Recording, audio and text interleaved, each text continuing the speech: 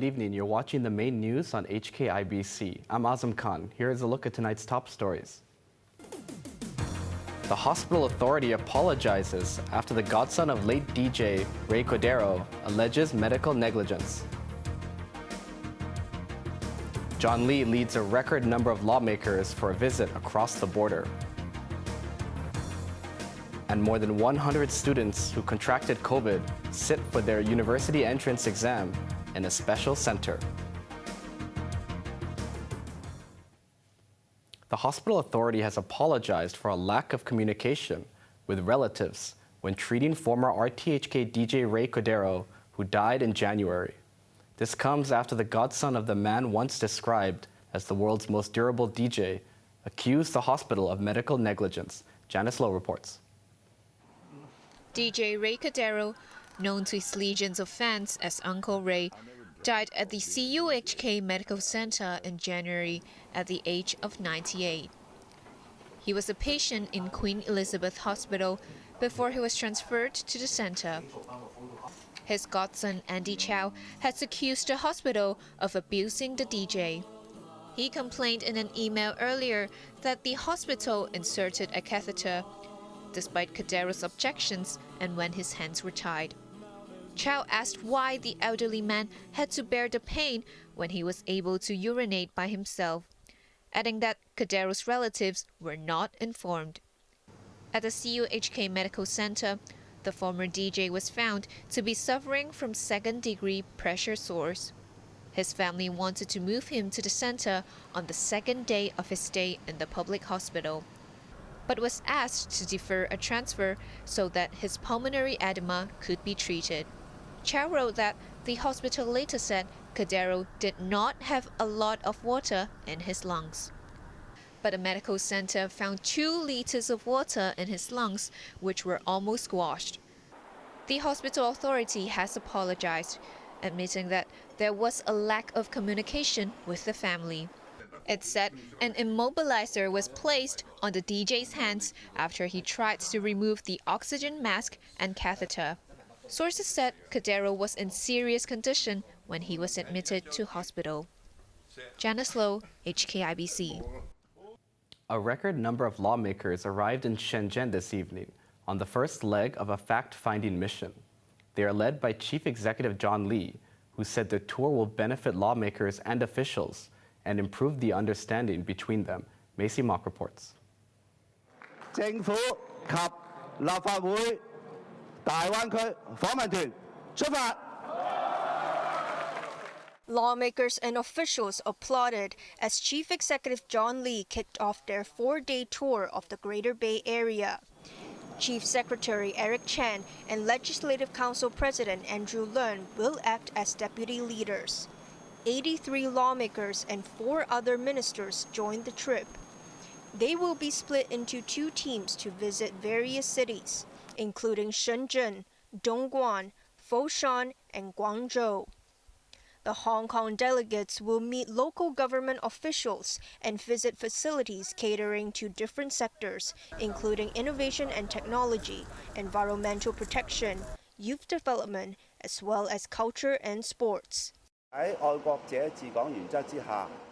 Speaking in Admiralty before boarding the bus, Lee said the tour underlined the consensus between lawmakers and government officials to improve governance under the principle of patriots administering Hong Kong. He added that the trip will allow legislators and officials to better understand each other. Leung said the tour will enable lawmakers to witness the latest developments in the Greater Bay Area, and the experience could inspire them to make more suggestions to the SAR government. Lawmaker Gary Chan said he will visit robot manufacturers and IT companies in Foshan. Oh, I'm very eager because for the past 3 years, I have not been able to return to the mainland. We expect that we can have a dialogue with the government officials and exchange views on how we can integrate better into the Great Delta area. The delegates were due to have dinner with Shenzhen officials this evening. Maisie Mock, HKIBC. Catholic Bishop Stephen Chow said he hopes to improve relations between the Beijing and Hong Kong dioceses. Chow has ended a 5-day visit to the capital after becoming the first senior Hong Kong clergyman to travel to Beijing since the handover. Janice Lowe reports. Hong Kong Catholic Bishop Stephen Chow celebrated Mass in St. Joseph Church this morning before concluding his visit to Beijing. He was accompanied by Auxiliary Bishop Joseph Ha and Hong Kong priest Peter Choi. After the service, some parishioners asked Chow to bless them. On meeting the press, the bishop said he didn't dare to say if he's the middleman between China and the Vatican. Chow said he's not obliged to act as a mediator. The Vatican recently accused China of appointing a bishop without consulting the Pope. Chow said he's the bridge between the Hong Kong and Beijing dioceses, and he expected more exchanges between the two places. He said he has invited Beijing Archbishop Joseph Li Shan to visit Hong Kong, adding that the feedback was positive. Janice Lowe, HKIBC. More than 100 candidates in Hong Kong's university entrance exam have come down with COVID and had to take the test in Sanpo Kong instead of their own school. Although the city is back to normal after the pandemic, some preventive measures were in force. Macy Mock has more. Some COVID prevention measures were in force when around 47,000 candidates sat for the English language paper, the first written test in the Diploma of Secondary Education, or DSE exam. Face masks were required to enter exam halls. But 102 students who tested positive via rapid antigen tests had to go to a designated center in Sanpo Kong for the exam. Staff there wore protective suits as a precaution against infection.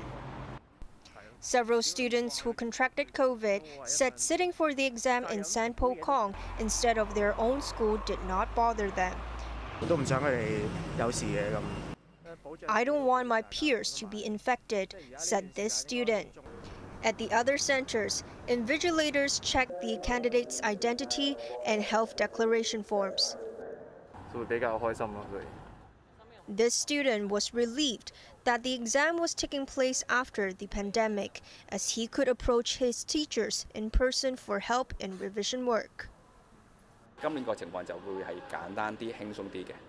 The end of the COVID crisis was also welcomed by Chow Sao Luk, principal of CMA Secondary School, who said arrangements were simpler. The DSE exam will continue for 27 more days, and the results will determine which students can proceed to university. Maisie Mock, HKIBC. The former head of a junket operator in Macau has been sentenced to 14 years in prison after being convicted of several charges, including illegal gambling. Levo Chan was driven to court in a prison van this morning to learn his fate. The former chairman of the now defunct Takchon Group has been remanded since his arrest last November. He had earlier pleaded with the court to find him not guilty, saying the company was not a crime syndicate. Chan faced 83 charges, but was convicted on 34 of them, including fraud and money laundering. Foreign Minister Qin Gang has denounced Western nations that accused Beijing of threatening the status quo of Taiwan. Addressing a forum in Shanghai, he criticized their logic as absurd, saying both sides of the Taiwan Strait belong to China. Qin went on to accuse Taiwanese independence forces and some foreign countries of trying to cause trouble. He added that those who play with fire on Taiwan will get burned.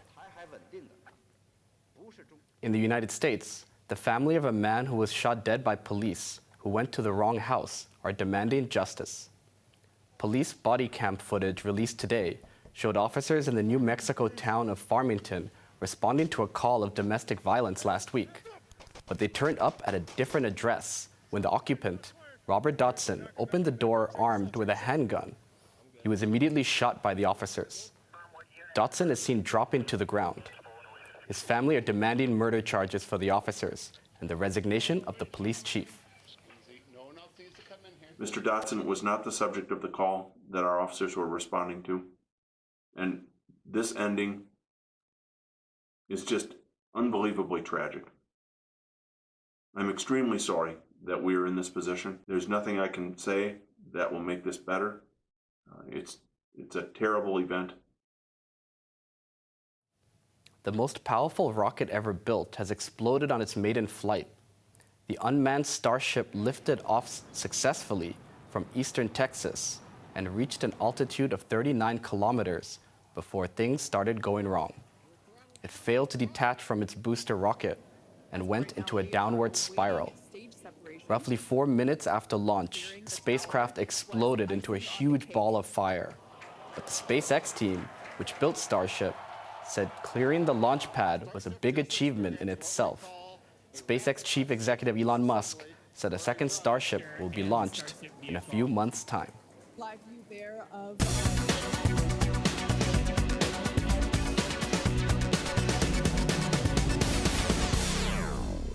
Hong Kong stocks ended the week with losses as mainland investors reduced their portfolios. The Hang Seng Index fell 1.6% after mainland funds dumped stocks worth $5 billion. Chipmaker SMIC plunged 9.2% on warnings of a slowdown in sales.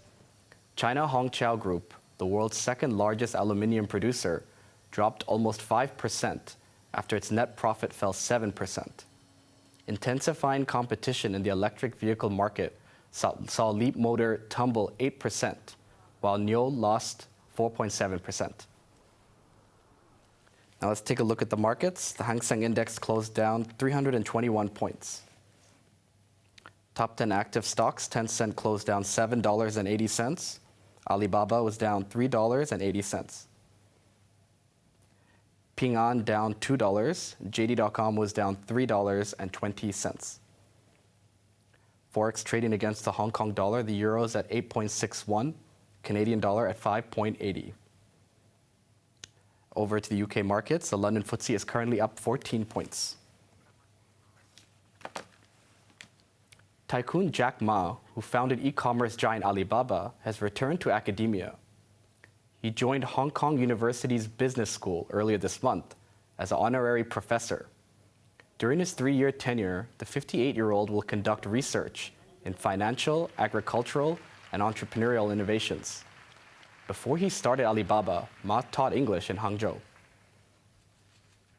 Large parts of the Muslim world are celebrating the festival of Eid, which marks the end of the fasting month of Ramadan.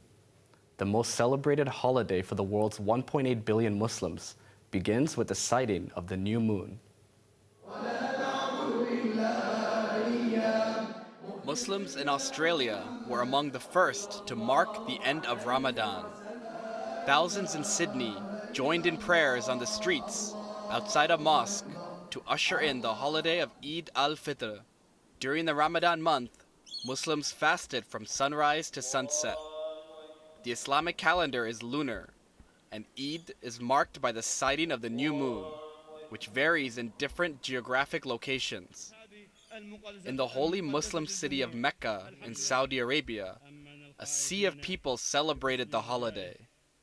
Each location of the world declared the moon sighting for the 1.8 billion Muslims worldwide, including Baghdad, where Iraqi Muslims flocked to the Abu Hanifa Mosque, Turkey, where the holiday comes less than a month before presidential and general elections, and Kenya, where the festival was welcomed with prayers.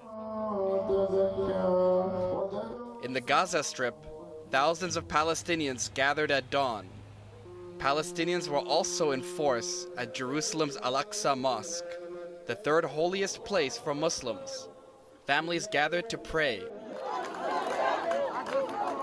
celebrate, and watch entertainers. The scenes of peace and joy were a far cry from the recent Israeli raids on the mosque. On to the weather now. Mostly cloudy with some showers and isolated thunderstorms early on. Temperatures will range between 23 and 26 degrees. More cloud and rain, but with some sunny periods over the weekend. That's our main news for Friday night. Join us for more news at 11. I'm Azam Khan. Good night.